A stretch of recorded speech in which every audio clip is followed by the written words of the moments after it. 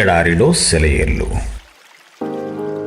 March 6వ తేదీ కొరకు వ్రాయబడిన ఈ భాగాన్ని మీకు చదివి వినిపిస్తున్నది సహోదరుడు పాల్ సుందరం. మేము నిరీక్షించి ఉంటిమి. లూకా శుభవార్త 24వ అధ్యాయము 21వ వచనము. ఒక విషయం నేనెప్పుడు బాధపడుతుంటాను. ఎమ్మాయికి వెళ్ళే దారిలో ఆ ఇద్దరి శిష్యులు యేసుతో మాకింకా నిరీక్షణ ఉంది అనలేదు, మేము నిరీక్షించాము అన్నారు.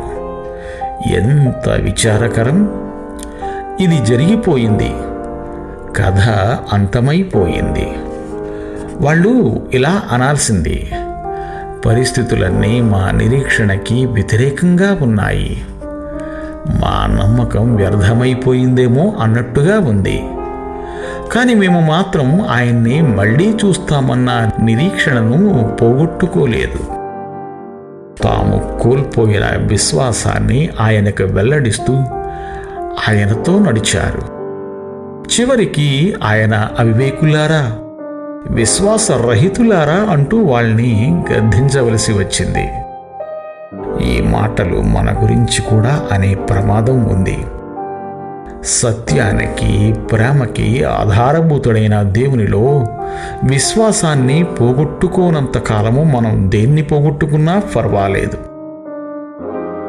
ఈ శిష్యుల్లాగా మన విశ్వాసాన్ని భూతకాలంలో చెప్పవద్దు. ఎప్పుడూ మేము నిరీక్షించి ఉంటిమి అనేదానికి బదులు మేము నిరీక్షించుచున్నాము అనండి. వసంతం వయ్యారాలొలకబోస్తూ వచ్చింది. అన్ని కొమ్మలు పూలతో బరువుగా ఊగుతున్నాయి.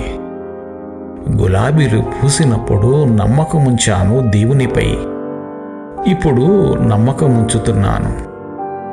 గులాబీలు వాడినప్పుడు నా విశ్వాసం వాడితే బలహీనమైనదనే నా నమ్మకం. తుఫాను మేఘాలు కమ్మిన వేళ నిరీక్షణ మారితే, ఆయన ప్రేమను శంకిస్తే అది నీరసమే నా నిరీక్షణ. దేవుడు మిమ్ము దీవించుగాక. ఆమేన్.